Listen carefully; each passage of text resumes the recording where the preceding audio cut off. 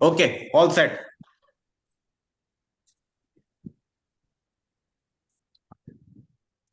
हाँ ठीक है अतुल, हाँ जी, बिल्कुल ठीक। इसको पूरी स्क्रीन कैसे होगी?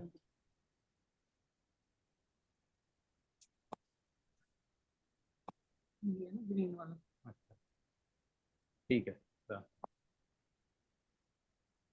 चलो ऑल सेट अतुल। नहीं नहीं, एक मिनट होल्ड कर। You changed something. नहीं मैं पहले फोन पे था ना, अब लैपटॉप पे आ गया। ओके, मेरे को करना पड़ेगा। Let me. नहीं नहीं, अच्छा एक मिनट आएगा। नहीं नहीं, मेरे को स्पॉटलाइट करना है ना।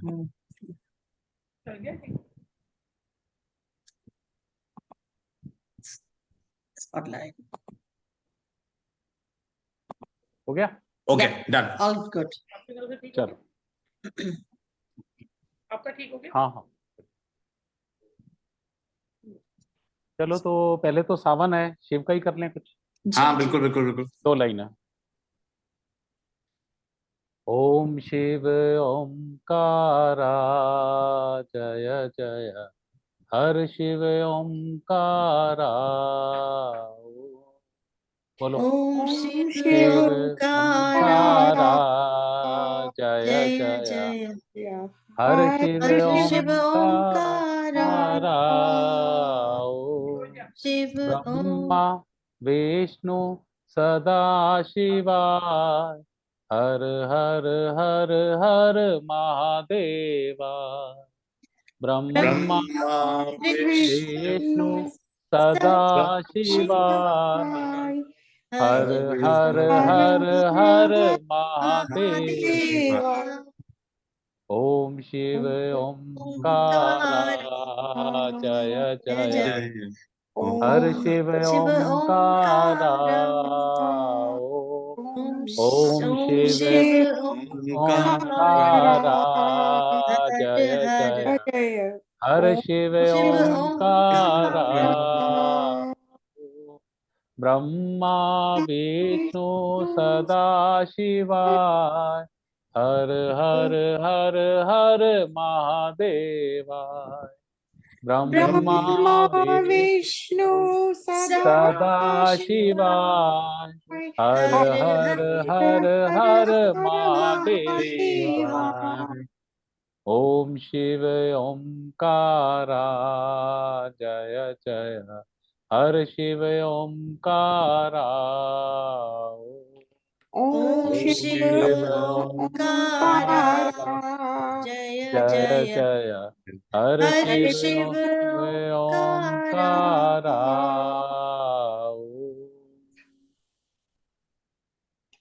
हर हर महादेव। हर हर महादेव। चलो अब गीता शुरू करते हैं अपनी। ओम श्री परमात्मने नमः। ओम श्री परमात्मा नमः। परमात्माय नमः।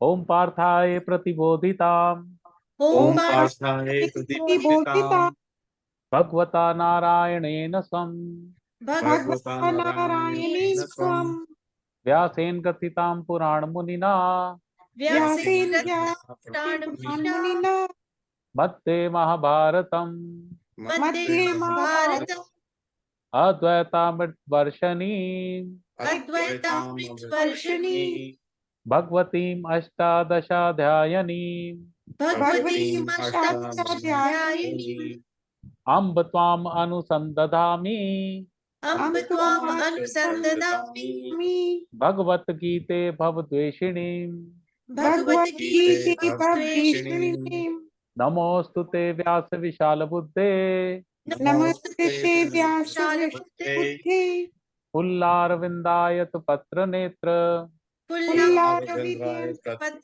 नेत्र येन त्वया भारत तैलपूर्णः येन तव्ये भारते पूर्णा प्रज्वालितो ज्ञानमयः प्रदीपः प्रज्वालितो ज्ञानमय प्रदीपः प्रपन्न पारिजाताये परपरिजाताय स्तोत्रवेत्रैकपाणये स्तोत्रवेत्रैकपाणये ज्ञानमुद्राय कृष्णाय ज्ञानमुद्राय कृष्णाय गीतामृतुहे नमः। गीतामृतुहे नमः। वसुदेवसुतं देवं वसुदेवसुतं देवं कंसचाणूरमर्दनं कंसचाणूरमर्दनं देवकी परमानन्दं देवकी परमानन्दं कृष्णं वन्दे जगद्गुरुं। कृष्णं वन्दे जगद्गुरुं।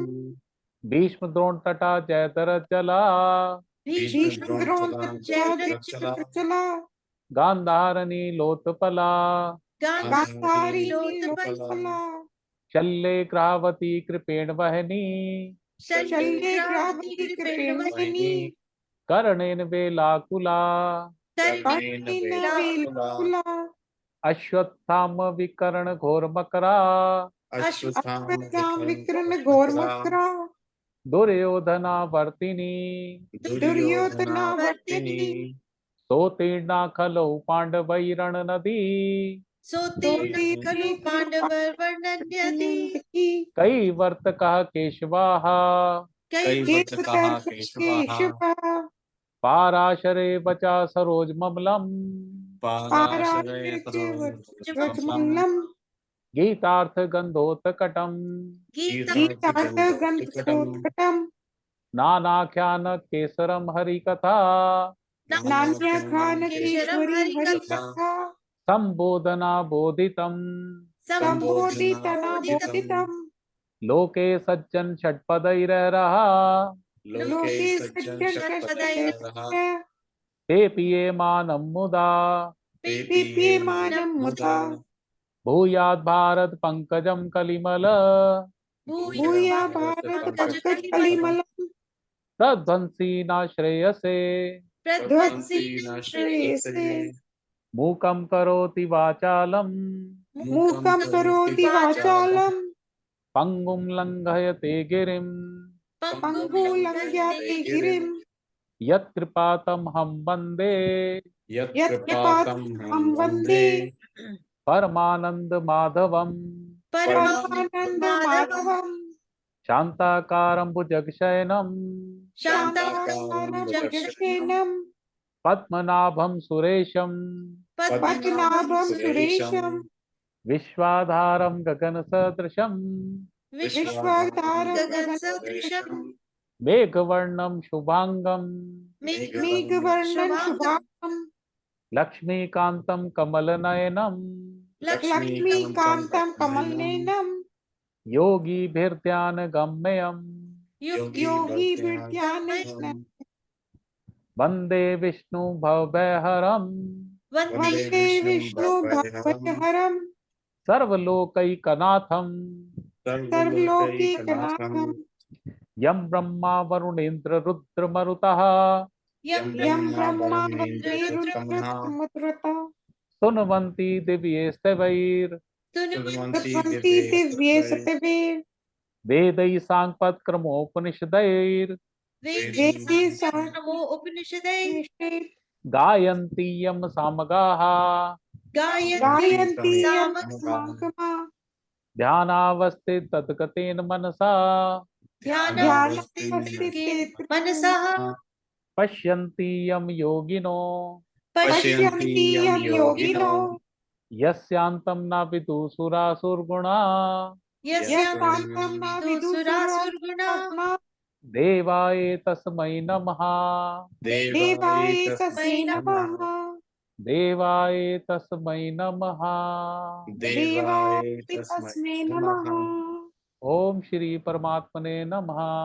ओम श्री परमात्मा ही नमः।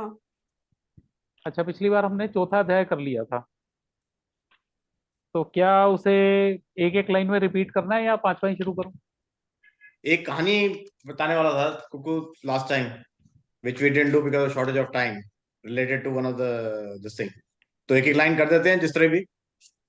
हाँ, क्योंकि चौथा अध्याय ना अच्छा है ये। या हाँ ठीक है। एक चौथा और एक 13वां अध्याय वो कंप्लीट है।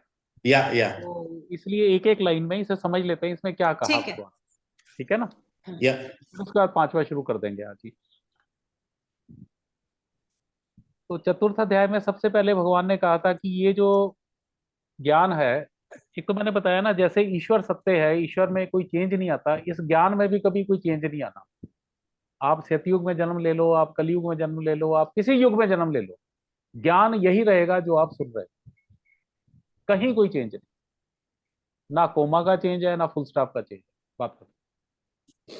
और इसीलिए भगवान ने कहा भी ये जो ज्ञान है ये मैंने बहुत पहले सूर्य को दिया था, सूर्य ने अपने पुत्र इक्ष्वाकु को दिया, मनु को दिया, मनु ने इक्ष्वाकु को दिया, और फिर आगे राज ऋषियों को ये ज्ञान मिलता था ताकि वो प्रजा का मतलब धर्म से पालन करें। लेकिन फिर असुर भी आ जाते हैं, तो धीरे धीरे ये ज्ञान नष्ट हो गया। और फिर उन्होंने ये कहा कि ये योग बड़ा पुराना है, ज्ञान बड़ा पुराना है, क्योंकि तू मेरा सखा है, मैं इसलिए ये ज्ञान तुझे दोबारा दे रहा हूं। ये ज्ञान लुप्त हो गया था, मैं कोई नया ज्ञान नहीं दे रहा, मैं उसी ज्ञान को रिपीट कर रहा हूं। अब उसने, अर्जुन ने कहा कि प्रभु कैसी बातें कर रहे हो, आपका जन्म तो अभी हुआ है, सूर्य तो पता नहीं कब हुआ था, 12 लाख वर्ष हो गए उसको हुए हुए, इस कल्प एक मनु में भी, और कल्प में तो पता नहीं कितने अरबों वर्ष हो गए। तो उन्होंने कहा मैं ये कैसे जानूं जी आपने ये पहले दिया था, इतनी पहले सूर्य को दिया था। तो उन्होंने फिर ये कहा कि भाई तेरे मेरे अर्जुन बहुत जन्म हो चुके हैं, मैं उन सब जन्मों को जानता हूं, तू नहीं जानता, क्योंकि मैं ईश्वर हूं, मैं सब जानता हूं। तू अभी मनुष्य के शरीर में ही अपने आप में है, तो इसलिए तू इनको नहीं जानता, लेकिन मैं ये सब जानता हूँ। फिर उन्होंने कहा कि भी मैं कभी कभी आता हूँ इस संसार के अंदर, और आने के फिर उन्होंने अपने कारण बताए कि जब जब धर्म की हानि होती है, अधर्म का राज शुरू हो जाता है, तब तब मैं अपने आप को प्रकट करता हूँ। फिर उन्होंने कहा जी जब साधुओं के ऊपर बहुत वो अत्याचार होने लग जाते हैं, और साधुओं की रक्षा करने के लिए और दुष्टों का नाश करने के लिए और धर्म की पुनर्स्थापना करने के लिए, यही ज्ञान की पुनर्स्थापना करने के लिए मैं बार बार अवतरित होता हूँ। तो ये उन्होंने अपने कारण बताए। फिर उन्होंने कहा भी जब मैं पैदा होता हूं तो मेरे जन्म और कर्म, जो मैं लीलाएं करता हूं, ये सब दिव्य हैं। चाहे राम लीला है, चाहे कृष्ण लीला है, आप इन्हें अगर बार बार सुनते हैं, आप इनके बारे में मनन करते हैं, आप इनको, आप ये देखो ना कितने सालों से हम सुनते आ रहे हैं रामलीला कृष्ण लीला, लेकिन मन नहीं भरता, भरता नहीं। सेम चीज बार बार सुनते हैं, वही सीता को रावण ले गया, वही ये हो गया, वही हो गया। आज भी रामलीला में लाखों की लोगों में संख्या में लोग आते हैं, हर साल आते हैं। तो जो मेरे जो जन्म और कर्म, जो मैंने कर्म है, ये भी मेरे दिव्य है। भाई अब देखो ना, 6 साल का बच्चा छोटी सी उंगली पे गोवर्धन पर्वत उठा ले, तो ये दिव्य कर्म ही हुआ ना। और फिर भगवान ने जो ये 40-45 मिनट में गीता बोली सिर्फ, और वो गीता जन्मों जन्म लोगों को समझ नहीं आती, पढ़ पढ़ के रह जाते, मात्र 45 मिनट। भाई वाह। युद्ध शुरू हो रहा था, युद्ध शुरू हो रहा था, शंख वंख बज गए थे, तो वो तो उन्होंने, वो बेचारा फंस गया अर्जुन, उसने कहा जी मैं कैसे करूं, तो मात्र 45 मिनट में सारा ज्ञान दे दिया। और अतुल, हमें दसियों जन्म, सैकड़ों जन्म लग जाएंगे तब भी इसका तत्व नहीं समझ पाएंगे। या तो जस्ट इमेजिन। और फिर आप देखो ना, बकासुर आया, कभी वो आ गई, पूतना आ गई, भगवान 6 दिन के थे, पूतना आ गई, और 12 किलोमीटर लंबी मरी। जब वो पूतना मरी ना, उसकी बॉडी 12 किलोमीटर लंबी थी। वाह। तो ये दिव्य कर्म थे। तो जब आदमी इन सब चीजों को समझता है, करता है, तो वो कहते हैं कि वो भी इस संसार से पार हो जाता है। ठीक है। फिर उसमें उन्होंने कहा कि भाई जिन लोग के राग भय क्रोध खत्म हो गए हैं, वो सब मुझे ही प्राप्त हो जाते हैं। और ये यथा माम प्रपद्यते, जो जैसा मुझे याद करता है मैं भी उसे वैसे ही याद करने लगता हूँ। कोई मुझे पुत्र की तरह समझता है तो मैं उसका पुत्र बन के बैठ जाता हूँ, कोई मुझे पिता मानता है तो पिता बन जाता हूँ, बड़ा भाई मानता है बड़ा भाई बन जाता हूँ, छोटा भाई करे छोटा भाई। मतलब देखो, विज्ञान ये है, विज्ञान ये कहता है पहले प्रूव करो फिर मानेंगे।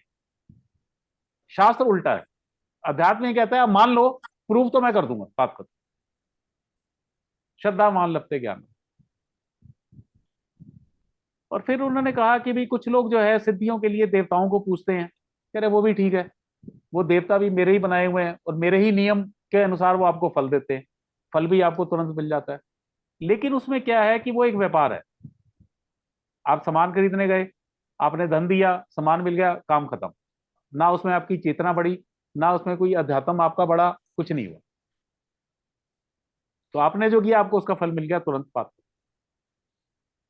फिर उसके बाद उन्होंने कहा ये चार वर्ण जो हैं, ब्राह्मण क्षत्रिय, ये सब मेरे द्वारा ही बनाए, लेकिन जाति भेद नहीं है, ये एक व्यवस्था है कि भाई इस संसार को कैसे कार्य करना है। ब्राह्मण को ज्ञान देना है, क्षत्रिय को अधर्म से धर्म की रक्षा करनी है, वैश्य को खेती करनी है, लोगों का पेट पालना है, गाय गौ की रक्षा करनी है, और जो शूद्र है वो इन सबकी सेवा करे। तो इस तरह से कहा उन्होंने कि मैंने ये चार वर्ण जो है मैंने ये एक व्यवस्था के अनुरूप बनाए। फिर उन्होंने कहा कि भी मुझे कर्म वरम नहीं बांधते, क्योंकि मैं तो भाई तुम लोगों को कर्म सिखाने आता हूं, मेरे को काय को बांधेंगे। भाई ईश्वर आप्त काम है, आप्त काम होता है भी जिसे कुछ चाहिए ही नहीं, सब कुछ है उसके पास, तो इसलिए ना उसे कर्म बांधते हैं ना उसमें कोई वो है। फिर उन्होंने वो तीन तरह के कर्म बताए, कर्म अकर्म विकर्म। कर्म है जो शास्त्रीय कर्म है जिसका शुभ शुभ फल होता है, और फिर अकर्म है कि भाई कर्म किया लेकिन समभाव में किया, बिना किसी इच्छा से किया और ईश्वर को अर्पण कर दिया और ईश्वर को मन में रख के किया, तो वो अकर्म बन जाता है। विकर्म है जो शास्त्र की आज्ञा के विपरीत कर्म किया, वो विकर्म है। और बाकी उन्होंने कहा कि भाई ये कर्म की गति बड़ी गहन है, ये आम आदमी के समझ से बाहर है, इसलिए बहुत ज्यादा इस चक्कर में मत पड़ो। सबसे आसान काम है, मई सर्वाणी कर्माणी संन्यस्ते, सारे कर्म मेरे को अर्पण कर दो। अध्यात्म चेतसा, और अपने आप को शरीर मत समझो, अपने आप को आत्मा समझो। निराशीर निर्ममो भूतवा, निराशी आशा रहित, निर्मम कुछ भी मेरा नहीं है, सब ईश्वर का ही है, ऐसा सोच के युद्धस्व, युद्धस्व भी नियत कर्म करो, विगत चोरा, आलस्य रहित होगा। ये रहा हुआ है इस पूरे इसका। और फिर उसके बाद उन्होंने ये कहा कि जिस आदमी के सभी कार्य जो है बिना फल की इच्छा के हैं, तो उसमें ज्ञान की अग्नि प्रज्वलित हो जाती है, और वो ज्ञान की अग्नि में सारे जितने भी आपके पूर्व जन्म के कर्म है वो सारे उसके अंदर भस्म हो जाते। और फिर उसमें उन्होंने कहा यत्र इच्छा लाभ संतुष्टो द्वंद्वादितो विमत्सरा, जो सम प्राप्त लाभ से ही संतुष्ट है। देखो अतुल, ये सच्चाई है, जो आपकी किस्मत में लिखा है उससे चोरनी भी फालतू नहीं मिलने वाली। आप गलत मलत काम करके कुछ एक्स्ट्रा पैसा कमा सकते हैं, लेकिन वो आपके पास रुकेगा नहीं। कर्म भी खराब हुआ और पैसा तो उतना ही रहा जितना मेरी किस्मत में था। हमें लगता है कि हमने चोरी करी और हमें ये पैसा मिल गया, वो पैसा तो वैसे भी आपको मिलना ही था। कहीं आप ईमानदारी से काम करेंगे तो भी आपको मिलना था। हाँ, गलत काम से जो पैसा हमें मिल गया, ठगी मार ली किसी से, पैसा तो मिल जाएगा, टिकेगा नहीं, बीमारी में चला जाएगा, कोई नुकसान हो जाएगा, कोई कुछ हो जाएगा, आपको लगेगा कि मैंने कमा लिया। लेकिन भाई जो आपके पास आया है, बचेगा आपके पास उतना ही जितना आपके प्रारब्ध। इसीलिए गलत कर्म करने की कोई जरूरत नहीं। तो यद इच्छा लाभ संतुष्ट हो, जो स्वयं आपको मिल गया उसी में आप संतुष्ट रहे। द्वंद्वादि, तो ये द्वंद्व, सुख दुख जीवन मरण, ये सारे जोड़े जो हैं, विपरीत जोड़े, इन सब से जो मुक्त हुआ है विमत्सरा, और किसी से ईर्ष्या नहीं करता। ये मत्सर बड़ी बीमारी है हमारी, कि हमारा दोस्त हमसे ज्यादा ऊपर उठ जाए तो वहीं हमें बसूड़ी पड़ जाती है। हमारे दोस्त ने मर्सिडीज खरीद ली, हम अभी मारुति पे घूम रहे हैं, वहीं बसूड़ी पड़ जाती है। तो आसान भी नहीं है इनसे निकलना, लेकिन जब हम छठा अध्याय पढ़ेंगे तो उसमें भगवान कहेंगे अभ्यास हेतु कौनते, अभ्यास करो ये चीजें छूट जाएगी।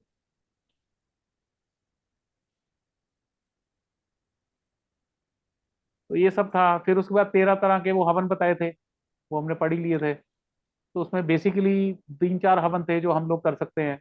एक तो द्रव्य यज्ञ कर सकते हैं, दान पुण्य ये सब कर सकते हैं, और एक दूसरा स्वाध्याय कर सकते हैं। स्वाध्याय में हम खुद शास्त्रों को पढ़ें।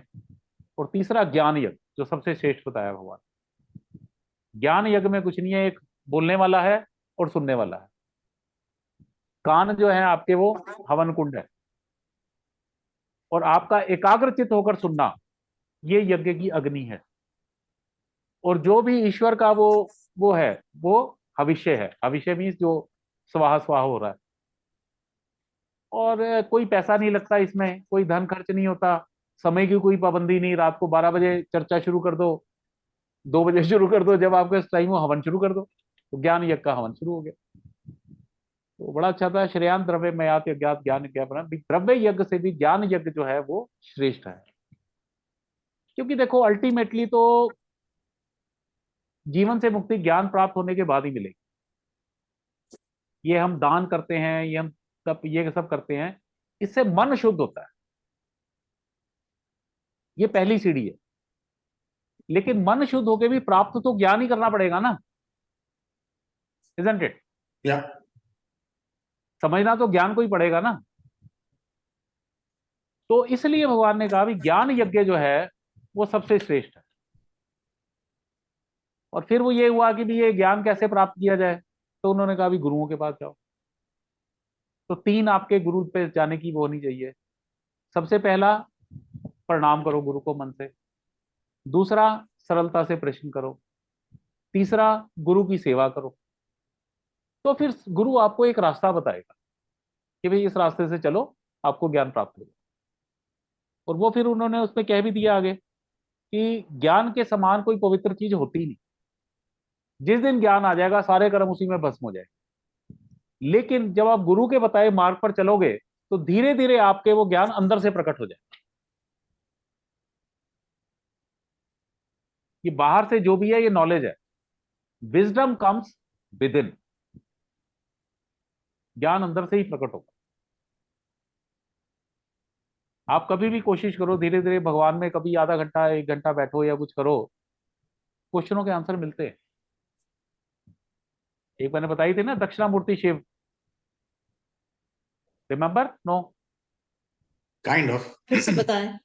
नो। हाँ।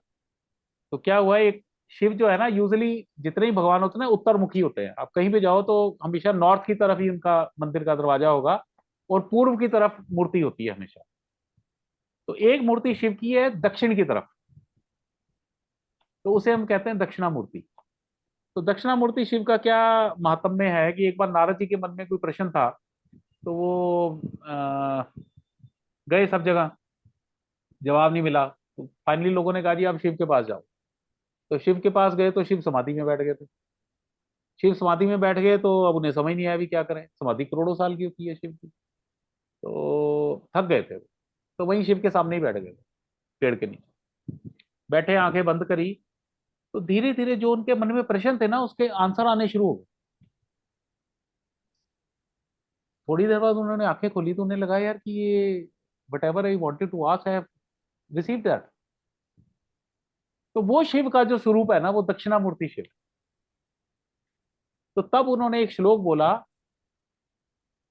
मोनस्तु गुरु आख्यानम, कि गुरु का जो मौन भी है ना वो भी आपके अंदर ज्ञान भर सकता है। तो गुरु की सानिध्य ही बहुत कुछ कर जाती है। गुरु के अगर आप समीप हैं, वो समीपता में ही आपको बहुत कुछ मिल जाता है। और मुझे तो चांस की बात ऐसे बहुत सारे गुरु मिले कि जिनसे कुछ पूछने की जरूरत ही नहीं पड़ती।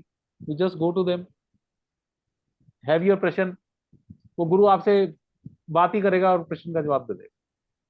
No need to ask. तो गुरोस्तु मौनम आख्यानम, गुरु का जो मौन भी है वो भी व्याख्यान है, वो भी आपके संशय दूर करता है। और फिर उसके बाद ये था कि उन्होंने कहा कि भाई तू पापी से भी पापी है, तब भी ज्ञान की नौका में से तू कभी डूब नहीं सकता, इस भव सागर में, इस संसार के सागर में कभी डूब नहीं सकता। अगर ज्ञान आ गया तो तुम जन्म मृत्यु के बंधन से पार होगे ही होगे। अब फिर ये था भी ज्ञान प्राप्त करने की आपके अंदर क्या क्वालिटी होनी चाहिए, ये सबसे बढ़िया वो है श्रद्धावान लभते ज्ञान। आप में श्रद्धा होनी चाहिए। श्रद्धा क्या है? गुरु, ईश्वर, वेद, शास्त्र, ये जो कहते हैं इनके ऊपर आपका आंखें बंद करके विश्वास होना चाहिए। और मैं ये बात कई बार कह चुका हूं, मेरा गुरु कहता था ये शास्त्र माँ है। जैसे माँ को पता है पिता कौन है बेटे का, जिस पे वो उंगली रख देगी आपको मानना पड़ेगा कि यही पता है, इससे ज्यादा प्रमाण की जरूरत नहीं।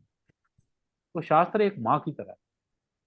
जो ये शास्त्र कहता है, वेद कहता है हमारा, या भगवान कहते हैं गीता में, इसमें संशय करने की कोई चीज ही नहीं है। आंखें बंद करके इस पे विश्वास करो। तो श्रद्धावान लभते ज्ञान, तो आप में श्रद्धा होनी चाहिए।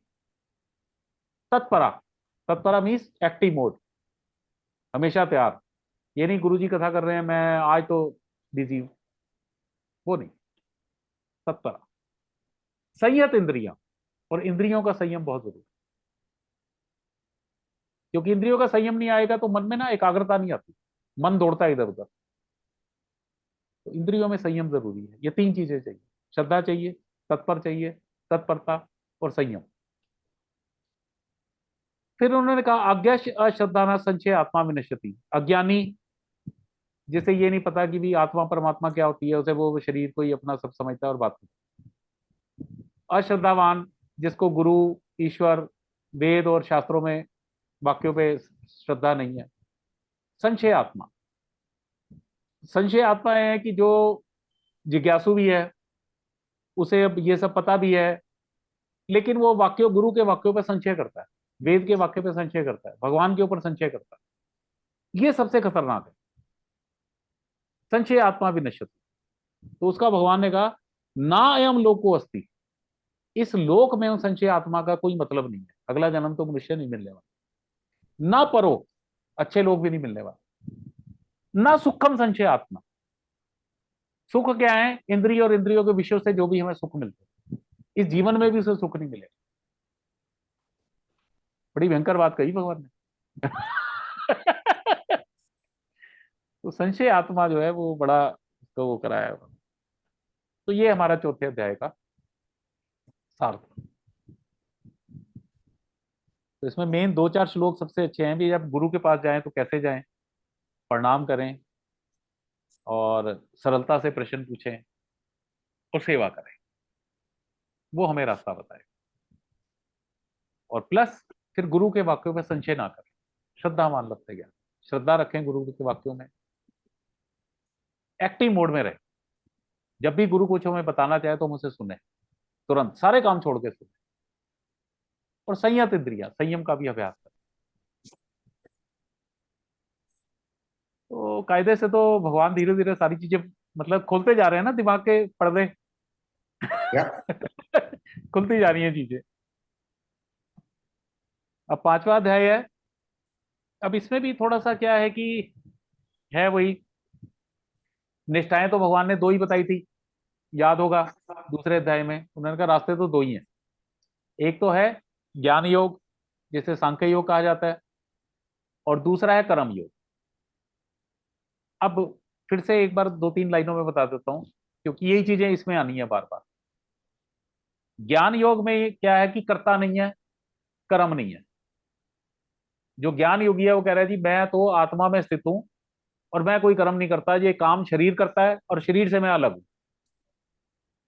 उसे ब्रह्म के अलावा और कुछ नहीं दिखता, ईश्वर के अलावा कुछ नहीं दिखता, वो ईश्वर में स्थित रहता है। और वो किसी और चीज की सत्ता मानता ही नहीं, वो कह रहा है सिर्फ ब्रह्म है, बाकी ये सब माया है, खत्म बात। वो संसार को एक स्वप्न मानता है, वो कह रहा है ये तो स्वप्न वाले हैं जो सपना सुपना ले रहे हैं लोग, मेरा इससे कोई लेना देना नहीं। वो आत्मा में स्थित हो जाता है। तो उसे एक ना कर्म संन्यास भी इस अध्याय में, अब उसे कर्म सन्यासी कहेंगे कि जिसने कर्मों का संन्यास कर दिया पूरा। वो कह रहे हैं जी ये कर्म तो ये सतगुण और सतोगुण रजोगुण तमोगुण ये गुण गुण में बरत रहे हैं, मैं कोई काम नहीं करता जी, मैं तो इन सबसे अलग हूं। दूसरा है कर्म योग का रास्ता। कर्म योग में मैं कर्ता बन जाता हूं। और वो जो कर्म ज्ञान योग है वो है अद्वैतवाद, कि मैं ही ईश्वर हूं, अहम ब्रह्मास्मि, मेरे और ईश्वर में कोई फर्क नहीं। और वो अभ्यास करता है, अभ्यास करते करते करते वो स्थिति में पहुंच जाता है कि ईश्वर में उसमें कोई फर्क नहीं रहता। अब दूसरा है कर्म योग का मार्ग, ये है द्वैत मार्ग। द्वैत मीन्स एक ईश्वर है, एक इंसान है, मैं कर्म करता हूं, मैं करता हूं। अब कर्म करना कैसे है, ये कर्म योग है। सब बुद्धि में स्थित हो जाना। इंद्रियों में हमें भगवान ने बता ही दिया, इंद्रियों की व्यवस्था कैसे है, हर इंद्रिय के अंदर राग और द्वेष छिपे हुए हैं, तीसरे अध्याय में था। तो उस राग द्वेष को छोड़ना है और इंद्रिय और मन और बुद्धि को अपने एक लाइन में लाना है और ये विषयों से हटाना है, इच्छाओं से मिटाना है, क्योंकि इच्छाओं के 3 स्थान बताए थे हमें, मन, इंद्रिय और बुद्धि। याद आया अतुल कि भाई इच्छाएं कहाँ रहती हैं? सबसे पहले इंद्रियों में रहती हैं, आंख में रहती है, कान में रहती है, मुंह में रहती है, स्पर्श में रहती है। फिर उसके बाद वो मन के धरातल पे आ जाती है, फिर वो बुद्धि के धरातल पे आ जाती है। जितना ऊपर ऊपर जाती जाती है उतना उसे निकालना मुश्किल है अपने अंदर। तो वो ये कहता है कि मन, बुद्धि और इंद्रिय जो है ना, ये भी ईश्वर के ही है, ईश्वर ने दिए हुए हैं। तो अनासक्त भाव से, बिना कर्म फल की वो किए हुए सारे कर्मों को ईश्वर को अर्पण करते हुए जो करता है वो कर्म योग में स्थित है। अब इसके अंदर 5वें अध्याय में भी अर्जुन अभी वहीं खड़ा हुआ है। तीसरे अध्याय में उसने ये कहा था कि भी अगर बुद्धि योग श्रेष्ठ है तो भी मुझे कर्म में क्यों घोर घुमा रहे हो भाई। अब 5वें अध्याय में भी वो सबसे पहले यही करेगा। वो कहेगा जी बात ऐसी है कि कर्म संन्यास अगर ज्यादा अच्छा है तो मुझे कर्म योग, मतलब कर्म संन्यास और कर्म योग जो है ये दोनों, इसमें से कौन सा श्रेष्ठ है वो बताओ, मैं वही करूंगा। एक्चुअली तो वो युद्ध से भागना चाहता है किसी भी तरीके से, लेकिन भगवान भागने नहीं देते। ठीक है, तो इसको हम शुरू करते हैं। अथ पंचमोऽध्याय। अर्जुन उवाच अर्जुन उवाच संन्यासं कर्मणां कृष्ण संन्यासं कर्मणां कृष्ण पुनर्योगं च शंससि पुनर्योगं च पुनर्योगं चेष्टसि यत् श्रेयस्योरेकम् यश्रेयेत्योरेकं तन्मे ब्रूहि सुनिश्चितम्। तन्मे ब्रूहि सुनिश्चितम्। सुनिश्चितम्। अब वो अर्जुन कह रहा है जी पहले कभी आप तो कर्म के संन्यास की बात करते हो, ज्ञान योग की बात करते हो, फिर आप कर्म योग की प्रशंसा करने लग जाते हो। तो कह रहा है जी इन दोनों में से जो एक श्रेष्ठ है मुझे वो बताओ। इन दोनों में से ज्ञान योग या कर्म योग, जो इन दोनों में से श्रेष्ठ है मुझे वो बताओ। तीसरे अध्याय में उसका प्रश्न था कि भाई अगर ज्ञान योग श्रेष्ठ है तो मुझे कर्म योग में क्यों घुसेड़ रहे हो, मुझसे क्यों युद्ध करा रहे हो।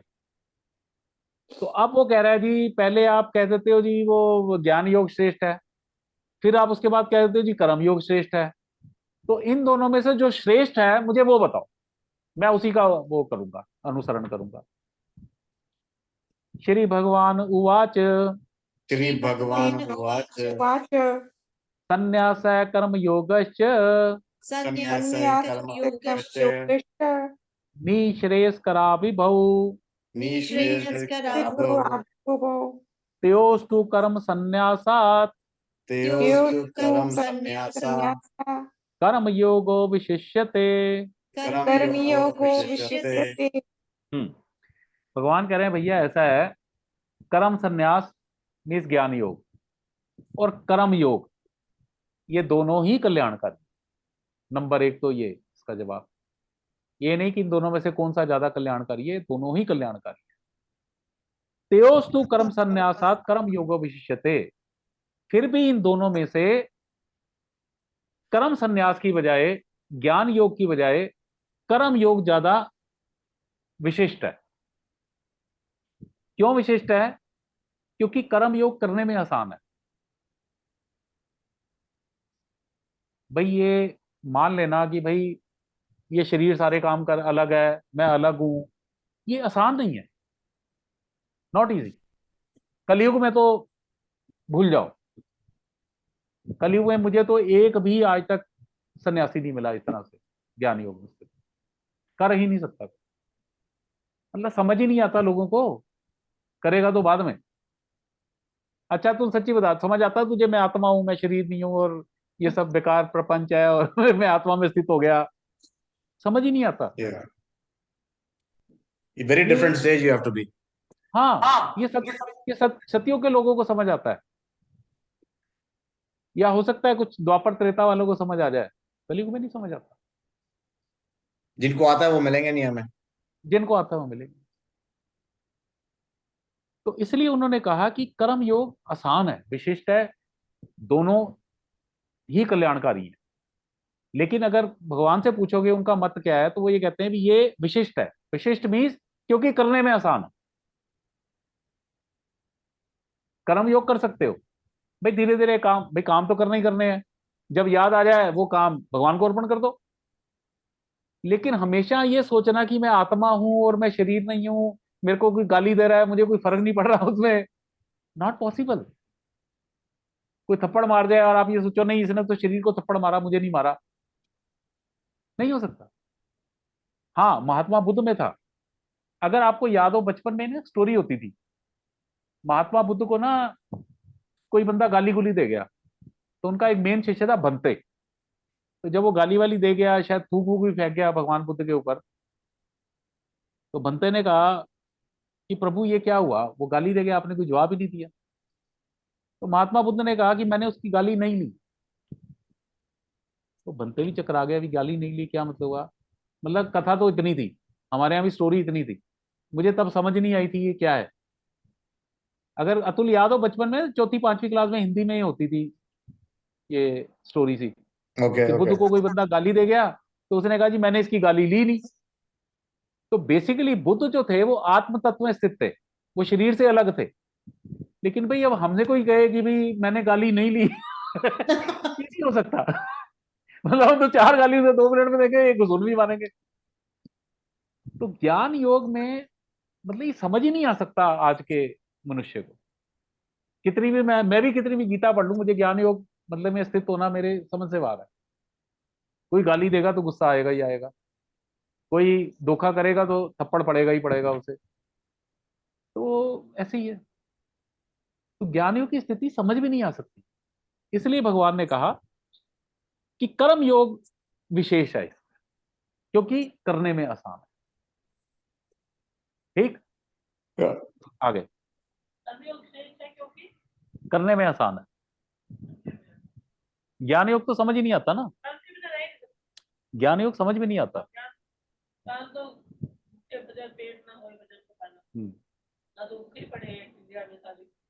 ज्ञेय नित्य सन्यासी जैसे नित्य सन्यासी न्यासी यो ना द्वेष्टि न कांक्षति यो यो न न दृष्टि न दृष्टि न कांक्षति निर्द्वंदो ही महाबाहो निर्दयो हि महाभावो सुखम बंधात प्रमुच्यते। सुखम बंधा हम प्रमुच्यते। एक्चुअली सन्यासी क्या होता है, जो कुछ भी छोड़ देता है। कर्म सन्यासी ज्ञान योगी जिसने कर्म छोड़ दिया। लेकिन जो भी कुछ भी छोड़ता है वो सन्यासी कहा जाता है।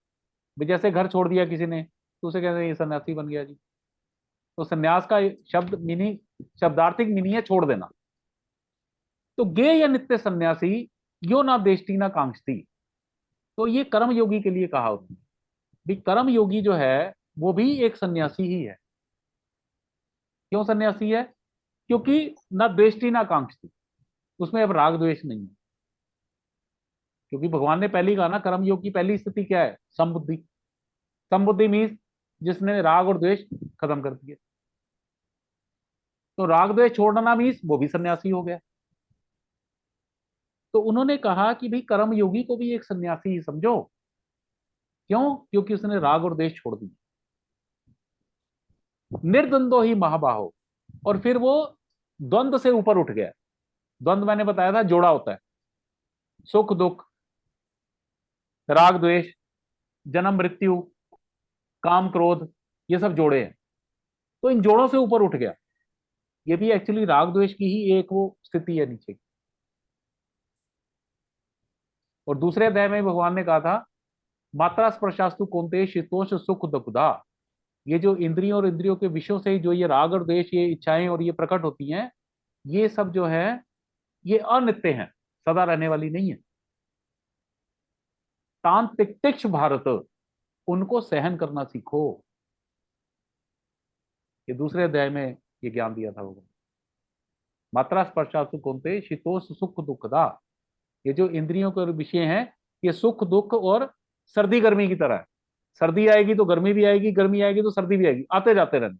आगम अपायनो, आने जाने वाले। अनित्या, सदा नहीं रहने वाले, अनित्य।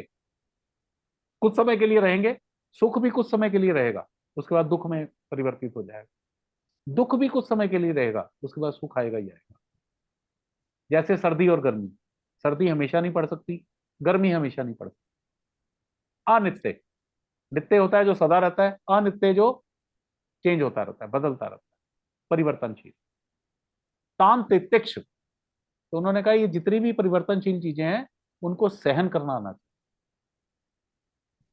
यम ही ना वेतंती ये थे पुरुषम विषय, जिसको ये सुख दुख, ये सर्दी गर्मी परेशान नहीं करती, सो अमृतवाय कल्पते, ये भी दूसरे अध्याय में था, उसी को मोक्ष की प्राप्ति होती है। तो समबुद्धि सबसे बड़ा लक्षण है। समबुद्धि मीन्स राग और द्वेष से आप ऊपर उठ गए, द्वंद्वों से ऊपर उठ गए। तो जब द्वंद्वों से ऊपर उठ गए, सुखम बंधात प्रमुच्यते, तो जो आदमी इस स्थिति में आ गया वो बड़े सुख से इस जीवन मरण के चक्र से बाहर आ जाता है। बंधन क्या है? जीवन मरण का चक्कर, तो इनसे बाहर आ जाता है। ठीक है, नेक्स्ट।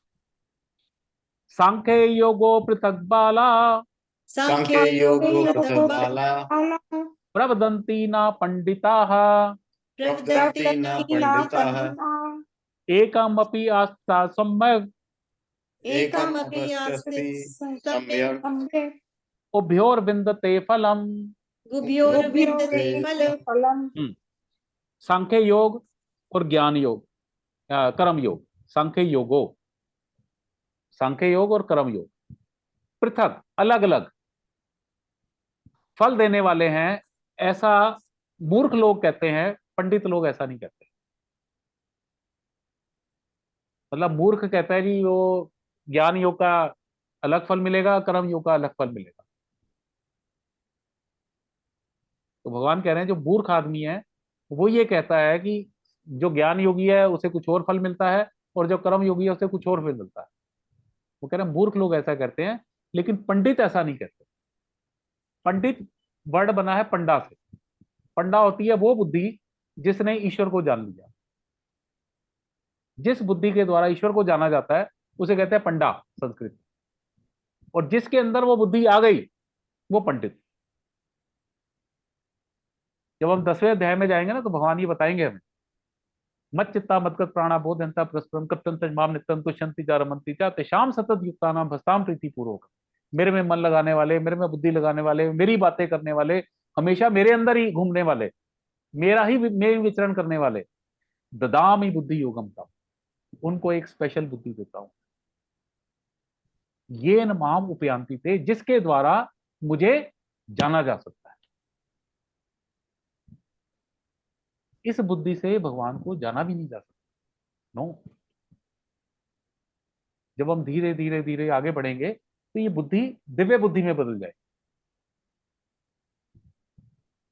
तो उसमें कहा उन्होंने, भगवान ने ददामि बुद्धि युगम का, उनको फिर ऐसी दिव्य बुद्धि दूंगा।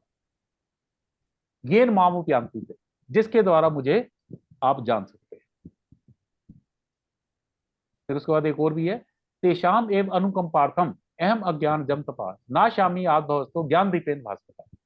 और फिर उस बुद्धि योग में मैं ऐसी ज्ञान की अग्नि प्रज्वलित करूंगा जिससे जितने भी आपके माया के बंधन है ये सब खत्म हो जाए। जितना अंधकार आपके उसके अंदर डला हुआ है, जैसी वो ज्ञान की अग्नि प्रज्वलित होगी सब खत्म हो जाए। लेकिन कंडीशन है, मत चित्ता मतगत प्राणा बोधयंता परस्पर, मेरे अंदर चित्त लगाओ, मेरे लिए प्राण दो, मेरे बारे में सोचो, कत्तंतश माम नित्य तुष्यन्ति जारमन्ति च, मेरे बारे में ही कथा कहो। मतलब जब ईश्वर की मतलब सब ईश्वर ही दिखना शुरू हो जाए तो वो भगवान फिर वो बुद्धि आपकी बदल जाए। मतलब ये बुद्धि रिमोट है, रिमोट का ही मैं अतुल को जान लूं, नहीं जान सकता। चेतन ही चेतन को जान सकता है, क्योंकि बुद्धि को जड़ कहा गया शास्त्रों में। बुद्धि जो है जड़ है, चेतन नहीं है। ये तो आत्मा की पावर से वो चेतन बन जाती है। रिमोट के अंदर सेल डलता है तो वो रिमोट काम करने लग जाता है। सेल हटा लो तो रिमोट बेकार है। लेकिन रिमोट कहे कि मैं आप लोगों को जान लूं, नहीं जान सकता। तो जड़ चेतन को कभी भी नहीं जान सकता। चेतन को जानने के लिए चेतनता ही चाहिए। हम इस बुद्धि से भगवान के मतलब हमारे क्वेश्चन क्या होता है, इस बुद्धि से ही होते हैं ना, ऐसा है जी, ये कैसे हो गया, वो कैसे हो गया, ये दिस ऑल यूजलेस। इसलिए कहा जाता है गुरु से कभी प्रश्न ही मत करो, क्योंकि हमारी जड़ बुद्धि है, नहीं समझ आए। तो जितना गुरु बताए अपने आप वो बुद्धि धीरे धीरे धीरे धीरे बदलती रहती है, और फिर जब समय आता है तो ईश्वर वो इस बुद्धि को चेतन बुद्धि बना देते, and once that becomes, you come to know who is God.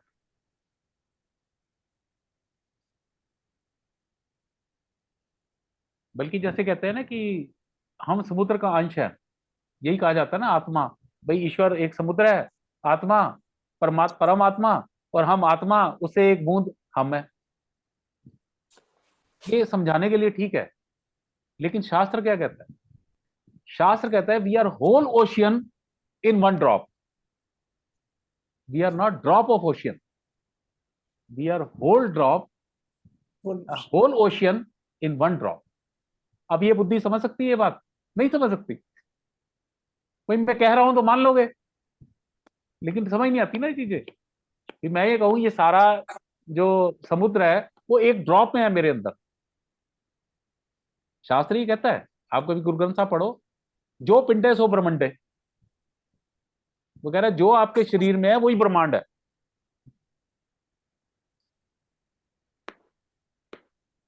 जो पिंडे सो ब्रह्मंडे, जो इस पिंड में है, शरीर में है, वही ब्रह्मांड है।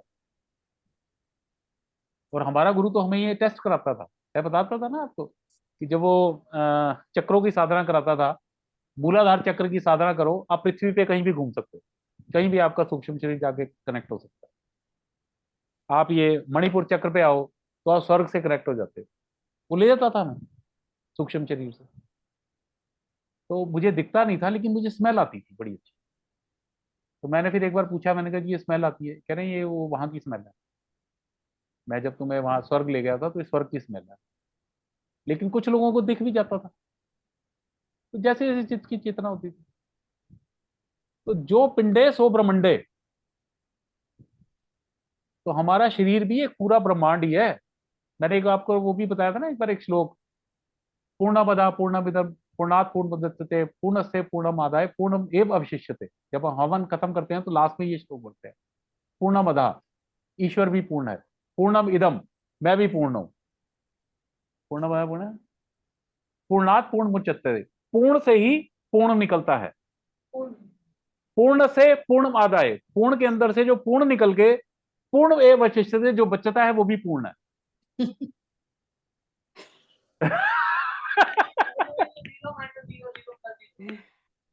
ओ, सिंपल समझो, माता के बेटा होता है, बच्चा होता है, माता भी पूर्ण है, बच्चा भी पूर्ण, पूर्ण से पूर्ण ही निकला और पूर्ण ही बचा। Got it? Yep. यार ये शास्त्र बड़ा खूबसूरत है, बता रहा हूँ। हमने पता नहीं Yep. क्यों सनातन को छोड़ दिया, लेकिन सनातन इज ब्यूटीफुल। मतलब the more you learn it, the more romance you will have with it. Mm.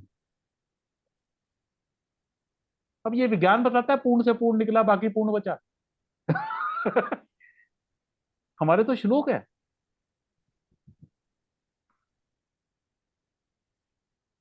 चलो टाइम हो गया, अभी तो श्लोक ही 5 लिए हैं, चलो जितने हो गए।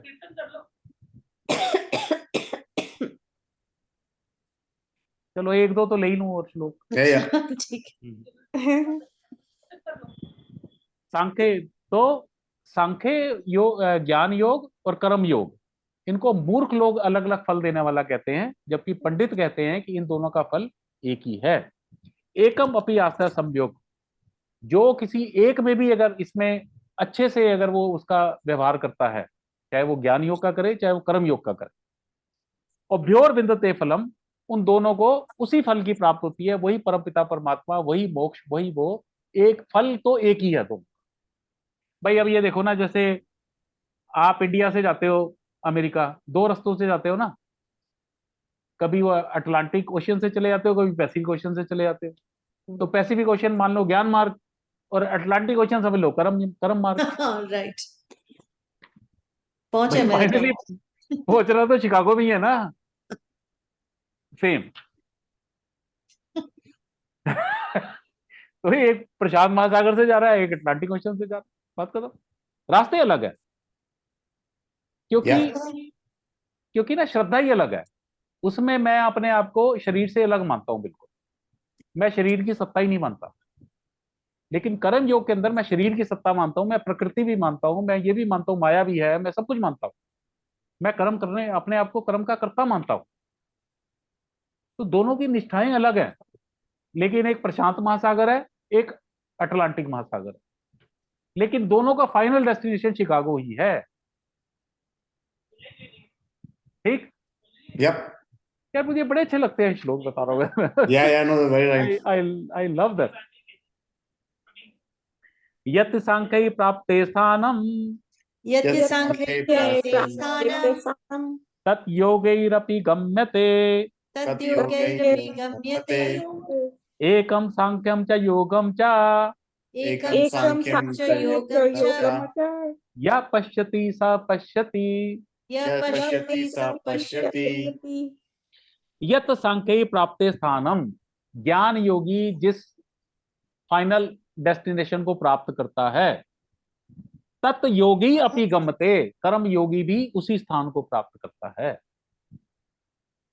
एकम सांख्यम च योगम च, ज्ञान योग भी और उसमें ये दोनों एक ही हैं, मार्ग अलग अलग हैं, लेकिन गंतव्य एक ही है, फाइनल डेस्टिनेशन एक ही है। यह पश्यति सा पश्यति, ये शब्द कई बार आएगा आगे। जो ऐसा देखता है वही सही देखता है। यह पश्यति सा पश्यति, जो ऐसा देखता है वही सही देखता है। जो इनको अलग अलग देखता है, व्यवहारिक रूप से अलग है, लेकिन कोई ये कहे जी इनका फल अलग अलग है, तो वो मूर्ख है। अब चलूं आगे, रुक जाओ। हाँ, तो फिर मुझे बता देना जहां रुकना है, ठीक है? टाइम तो हो गया आपका। अच्छा, हाँ। जब भी मतलब हाँ एक आध कर ले फिर वी कैन स्टॉप। संन्यासस्तु महाबाहो संन्यासस्तु संन्यासस्तु महाभावो महाभावो दुःखम आप्तुम अयोग्यताः दुःखम् दुःखं आप्तुं योगः योगतः योग युक्तो मुनिर्ब्रह्म योगयुक्तो योगयुक्तो मुनिर्ब्रह्मा ब्रह्मा न अचिरेण अधिगच्छति। न नाचिरेण अचिरेण नाचिरेति गच्छति। गच्छति। आपने देखो ये भी कहा बड़ा सुंदर, संन्यासस्तु महाबाहो, जो ये ज्ञान योग है, संन्यास योग है। दुखम आप्तु अयोग्यता, अगर आप कर्म योगी नहीं हैं तो आप संन्यास योग में प्रविष्ट ही नहीं कर सकते। भाई देखो, कर्म योगी की क्या वो है स्टार्टिंग, विराग द्वेष से मुक्त होना चाहिए, अंतःकरण उसका शुद्ध होना चाहिए। अगर मेरा अंतःकरण शुद्ध नहीं है तो मैं ज्ञान योग तो मेरे को समझ ही नहीं आएगा। भाई ज्ञान योग बेसिकली क्या है कि आपने ध्यान की स्थिति में बैठ जाना है, निष्क्रिय। लेकिन ध्यान तभी तो लगेगा ना जब आपके मन से सारी इच्छाएं खत्म हो चुकी हैं। राइट। तो ठीक बात है ना। या मैं ध्यान में बैठा, मुझे मेरी बीवी याद आ गई, मेरा ये याद आ गया, मेरे को लगा नहीं यार ये कांटे चुभ रहे हैं, मेरे को ये हो रहा है, मेरे को वो हो रहा है, उसने मेरे को एक बंदे ने ऐसे गाली दी थी, मैंने उसका जवाब नहीं दिया। No, not possible. तो ज्ञान योग के जाने के लिए पहले कर्म योग का अभ्यास बहुत जरूरी है। दुखम आप तू योग्यता, बिना कर्म योग का अभ्यास किए ज्ञान योग में आप स्थित हो ही नहीं सकते। ठीक है? योग युक्तो मुनिर्नाचिरेण अधिगच्छति। लेकिन जब आदमी एक बार योग में स्थित हो जाए तो फिर वो ब्रह्म को तुरंत प्राप्त करे। मैंने कहा ना, ज्ञान तो इतना ही है, अहम ब्रह्मास्मि, खत्म बात। लेकिन ये धारण कब होगा? जब मन से सब इच्छाएं खत्म होंगी। आज ना मैं एक शंकराचार्य का पीछे पढ़ रहा था, बड़ा ही सुंदर था। यही मैं इसे स्टॉप करता हूँ, शंकराचार्य का बताता हूँ। मैंने 2-3 लाइनें लिखी आज के लिए, मैं बताता हूँ, बड़ा ही सुंदर। अंगम गलितम पलितम मुंडम दशन विहीनम जातम तुंडम वृतो याति कृत्वा दंडम तदापि न पुंचति आशा पिंडम। अंगम गलितम, अंग जर्जर हो जाते हैं। पलितम मुंडम, सिर जो है वो बाल पक जाते हैं। दशन विहीनम जातम तुंडम, दांत धीरे धीरे गिरने शुरू हो जाती हैं। वृद्धो याति, बूढ़ा हो जाता है इंसान। गृत्वा दंडम, हाथ में लाठी आ जाती है। तथापि न मुंचति आशा पिंडम, फिर भी उसकी जो इच्छाएं हैं वो खत्म नहीं होती। भज गोविंदम भज गोविंदम भज गोविंदम मूढ़मते ई संसारे खलु दुस्तारे कृपया पारे पाही मुरारे। तो हे मुरारी, आपकी शरण में आता हूं, अपार कृपा करो और मुझे यहां से बाहर निकालो। एक और इसमें है तो बड़े सारे, तो एक दो अच्छे लगे मुझे। बालस्तावत क्रीड़ा सकता, जब तक मैं बच्चा था खेलों में मस्त था। बालस्तावत क्रीड़ा सकता, तरुणस्तावत तरुण ही सकता, जब मैं जवान हो गया तो स्त्रियों के उसमें आसक्त हो गया। तरुणस्तावत, जब तक मैं जवान हुआ तरुण ही सकता, तरुणियों में आसक्त हो गया, स्त्रियों में आसक्त हो गया। तो वृद्धस्तावत चिंता सकता, जब मैं वृद्ध हो गया तो मुझे चिंताएं लगने लग गई। आज मेरी प्रोस्टेट का प्रॉब्लम हो गई है, आज मेरी सांस की दिक्कत हो गई, आज मुझे शुगर हो गई, आज मुझे ये हो गया। प्रे ब्रह्मणी कोप न सकता, लेकिन ईश्वर में कोई भी आसक्त नहीं होता। बचपन था खेलों में मन लगा रहा, जवानी आई स्त्री में मन लगा रहा, बुढ़ापा आया चिंताओं में मन लगा रहा, लेकिन ईश्वर में मेरा मन कभी नहीं लगा। भज गोविंदम भज गोविंदम भज गोविंदम मूढ़ मते। ये इतने सुंदर है शंकराचार्य के, मतलब मजा आ गया मुझे बड़ा। अंगम गलितम पलितम मुंडम, अंग गल गए सिर पक गया, तदपि न मुचती आशा पिंडम, इच्छाएं तब भी खत्म ना हो। चलो बाकी फिर आगे करेंगे, आज 6 ही श्लोक हुए सिर्फ। हाँ ठीक है, कोई बात नहीं, हमें कोई जल्दी नहीं है। हाँ ठीक है, आराम से ही चले। We are good.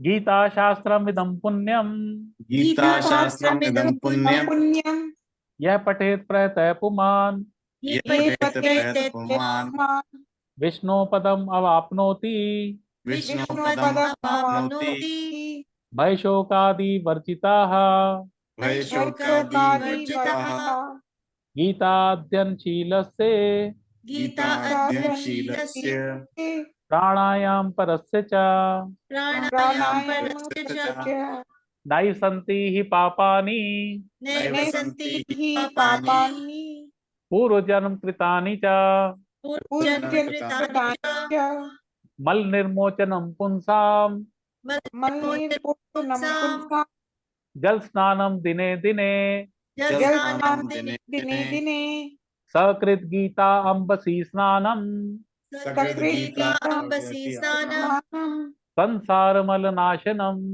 संसारमलनाशनं Gita Sugita कर्तव्या गीता गीता कर्तव्य किम मन्नई शास्त्र विस्तरई किमन्ये शास्त्रे या संपद्मनाभस्य या सत्यं तपस्ते मुख पद्मात् विनिश्रितः। मुक्तमार्गनिश्रिता ये भी एक मुझे अच्छा श्लोक लगता है। गीता सुगीता कर्तव्य, आप सिर्फ गीता को ही कर्तव्य मान के पढ़ लो। किम अन्य शास्त्र विस्तरई, किसी और शास्त्र को पढ़ने की जरूरत नहीं है। मैं गारंटी देता हूं, अगर हमने ये 700 श्लोक पूरे कर लिए, अतुल जीवन के ना 90% क्वेश्चनों के आंसर आ चुके हैं। Yeah. गीता सुगीता कर्तव्य, आप सिर्फ गीता को कर्तव्य मान के कर ले। किम मन नहीं शास्त्र विषय, किसी और शास्त्र की जरूरत ही नहीं। क्यों? यह सम पद्मनाभ से, पद्मनाभ होता है, पद्म होता है कमल का फूल, तो कमल का फूल भगवान की नाभि में है, तो इसलिए भगवान का एक नाम है पद्मनाभ, ये नाभि में कमल वाले। तो ये नाभि में कमल वाले के मुख पद्माद विनिश्रिता, उनके मुख से विनिश्रित है, निकली हुई है। कोई शक की बात भी नहीं कि किसी और ने बोली, तो ये भी हो सकता है जी उसने सुनने में कुछ गड़बड़ हो गई होगी, ठीक है ना, ऐसा भी कुछ नहीं, ये तो भगवान ने स्वयं कही है। तो कह रहे जी कुछ और जरूरत ही नहीं है। इस श्लोक का ये मतलब, दोबारा पढ़ लेते। गीता सुगीता कर्तव्या गीता सुगीता कर्तव्या किम मन्नई शास्त्र विस्तरई किम अन्यै शास्त्रे विस्तरई या संपद्मनाभस्य पद्मनाभस्य मुख पद्मात्मनिसृतः मुक्तमार्गनिश्रिता भारत अमृत सर्वस्वम सर्वस्वं विष्णोर्वक्त्रात् विनिसृतम् विष्णोर्वक्त्रात् विनिसृतम् गीता गंगोतकं पीत्वा गीता गीतागङ्गोत्तकं पीत्वा पीत्वा पुनर्जन्म विद्यते पुनर्जन्म विद्यते सर्वोपनिषदो गावो सर्वोपनिषदो गावो गावो दुग्धा गोपाल नंदनाः दुग्धा गोपाल गोपालनन्दना पार्थो वत्सा सुधीर्भोक्ता पार्थो सुधीर्भोक्ता दुग्धम गीतामृतम महत् दुग्धं गीतामृतं गीतामृतं महत् एकम शास्त्रम देवकी पुत्र गीतम एकं शास्त्रं देवकी पुत्र गीतम् गीतम् एको देवो देवकी पुत्र एव एको देवो देवकी पुत्र एव एको मंत्रस्य तस्य नामानि यानि एको मन्त्रस्य तस्य नामानि यानि यानि कर्म अपि एकम तस्य देवस्य सेवा। कर्मपि ये एकं तस्य देवस्य सेवा। सेवा इसका मीनिंग तो मैंने बताया था ना एक बार, एकम शास्त्रम देवकी पुत्र गीतम, एक ही शास्त्र है जो देवकी पुत्र के मुख से निकला है, गीता गीत है ये। एको देवो देवकी पुत्र है, एक ही ईश्वर है जो कि देवकी का पुत्र है श्री कृष्ण। एको मंत्र से तस्य नामानी, मंत्र भी एक ही है, आप सिर्फ कृष्ण का नाम ही जप लो, कुछ और करने की जरूरत। कर्म अपि एकम तस्य देवस्य, कर्म भी वही आपका फलीभूत होगा जो उसकी सेवा करनी है। तो ये गीता का महात्म्य है, ठीक है। ओम श्री परमात्मे नमः। ओम श्री ओम श्री परमात्मा परमात्मा नमः। ओम श्री परमात्मा। ओम श्री परमात्मा नमः। नमः। जय श्री कृष्ण। जय जय श्री श्री कृष्ण।